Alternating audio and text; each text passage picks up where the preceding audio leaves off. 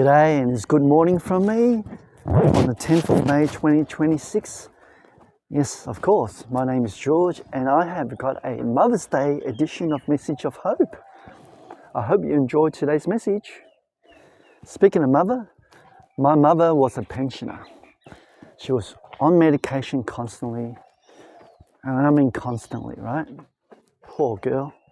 Her English, like conversational English, she only knew how to say thank you and hello, and that was about it. And she had, as far as I could tell, no close friends at all. At best, maybe they were just associations. And of course, at the time when I had my driver's license, I told her about it because I was so excited. She offered to loan me money to buy a car. Now, I can't remember if it was a loan or she said you can just have the money. She wasn't particularly clear on the distinction. I just can't remember, but she just wanted to help me, you see. And I said no. I wasn't going to take her little money.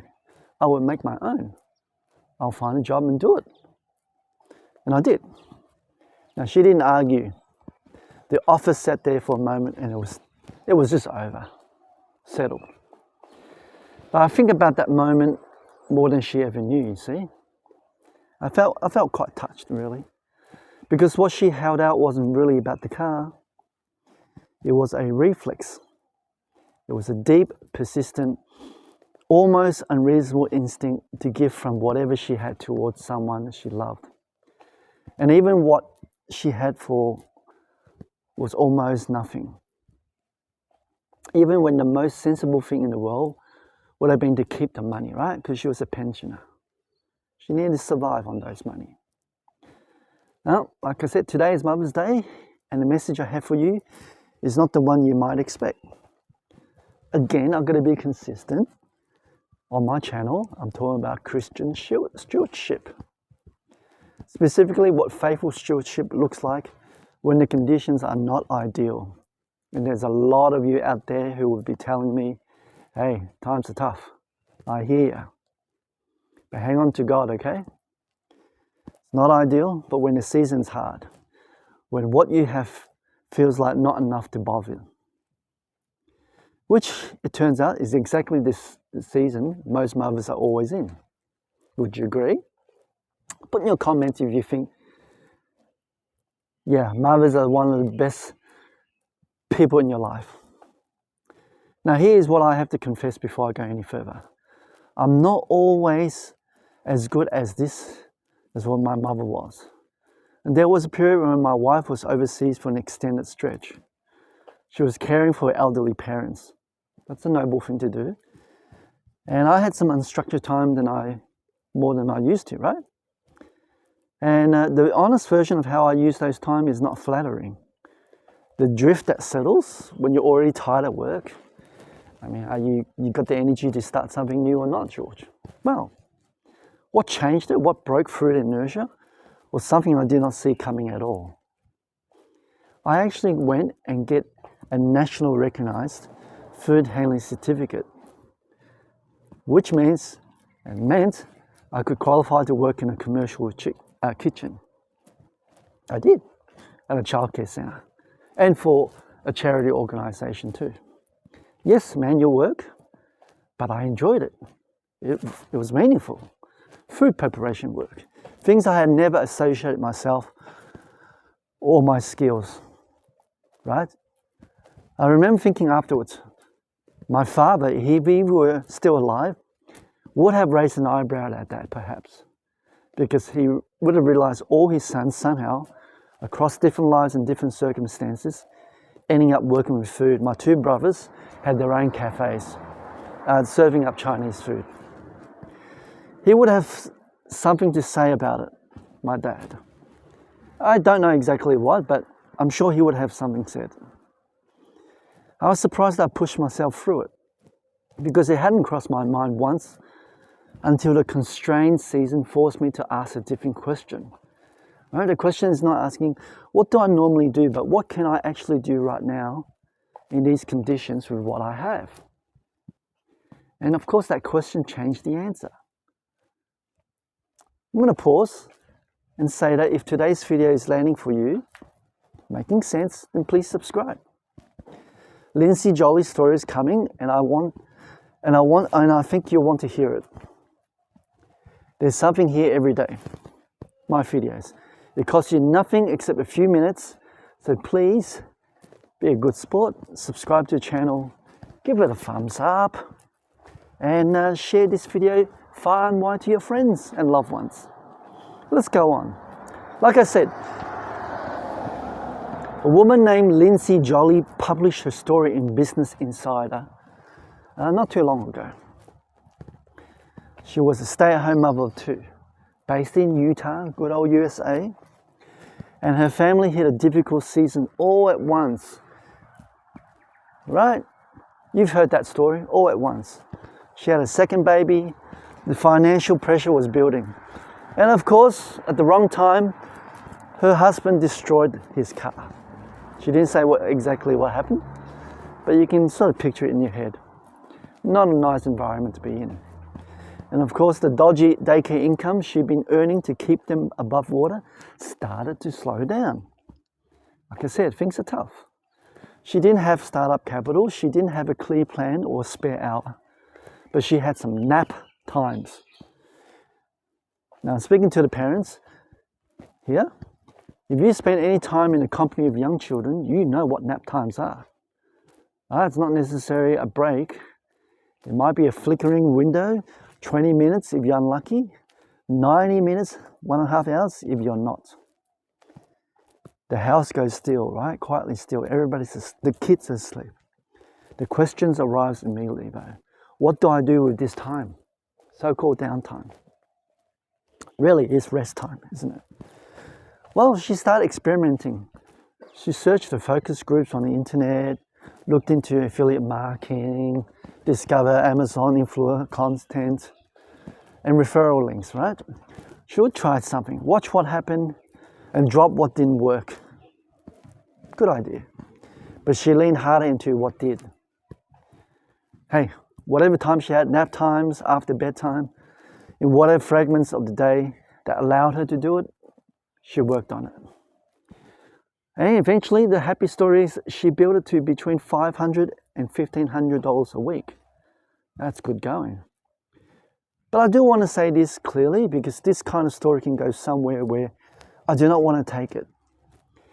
Because the income is not the point here. That's not what I'm saying. If I made you think of that, I've already led you somewhere unhelpful. I'm sorry. This is not a story about a woman who cracked the code on making the money online. Yeah, other people can do that. It's a story about what she said when someone asked how she got there. She said 7 words. Listen to this. Pick one thing, master it, then move on. I don't think you should have to go to university just to understand that piece of wisdom, because it's very applicable in life. Those 7 words are a stewardship principle. And they turn out, as these things tend to be, extraordinary old. Nothing new under the sun. All right, I'm going to get to my Bible verse. And today we're going to feature Proverbs 31. Now, I know some people might get a bit uncomfortable at that reference. They've heard it used as a guilt delivery device. A portrait of a woman so capable that ordinary life starts to feel like personal inadequacy by comparison.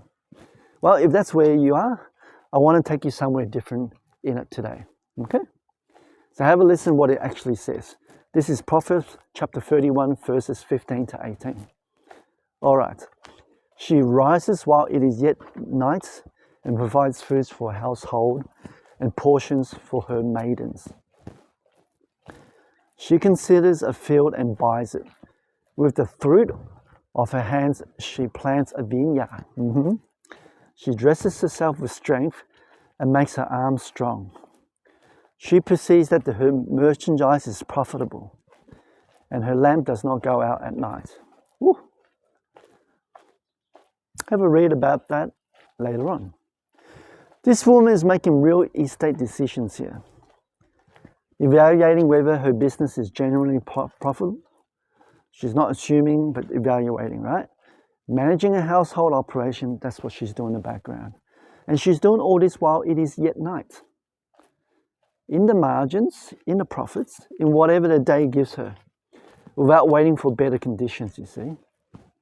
And 3,000 years before Lindsy Jolly discovered affiliate marketing during her nap times, we can see that Proverbs 31 described that exactly as it is.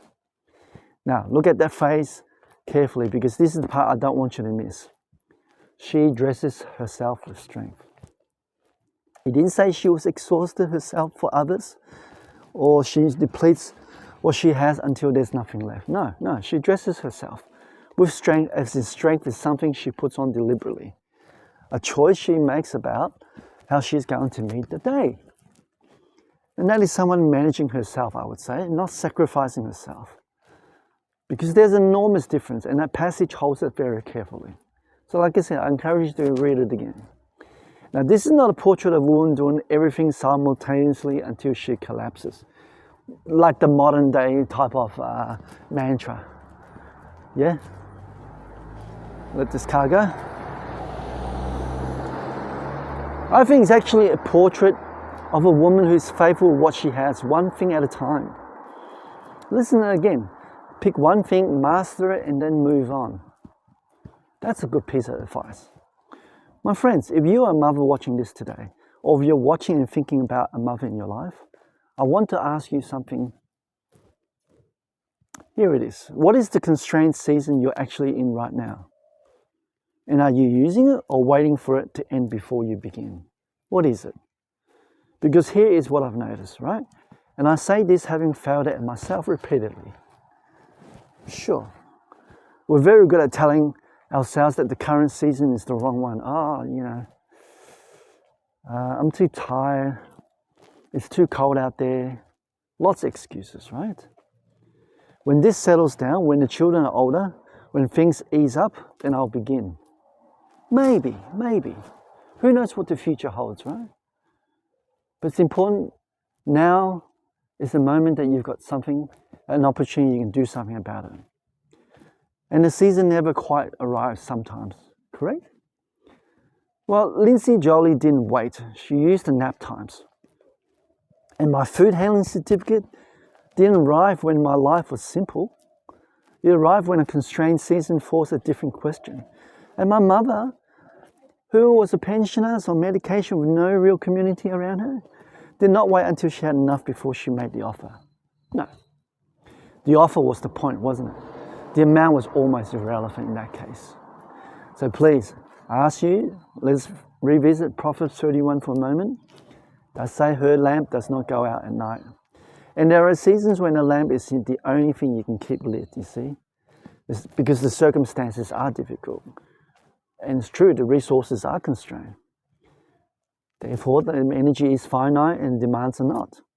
And in that season, faithful stewardship is not about what you produce. Not all the time.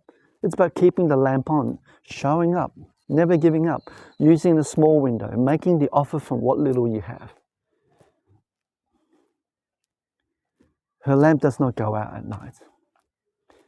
Like I said, my mother was a pensioner who barely spoke the language. And yet, she did something that she wants to offer to her children. Again, the lamp did not go out. Friends, on this Mother's Day, what is the one thing you could start tonight in the season you're actually in? With what you actually have. It's not tomorrow, not when it's easier. It's just the moment right now. Have a think on this Mother's Day. Thanks for being with me. I really appreciate it. Now I'm going to get ready for church. I'm wishing all mothers here watching a blessed Mother's Day. And I look forward to seeing you again tomorrow. You take good care. God bless. Bye-bye.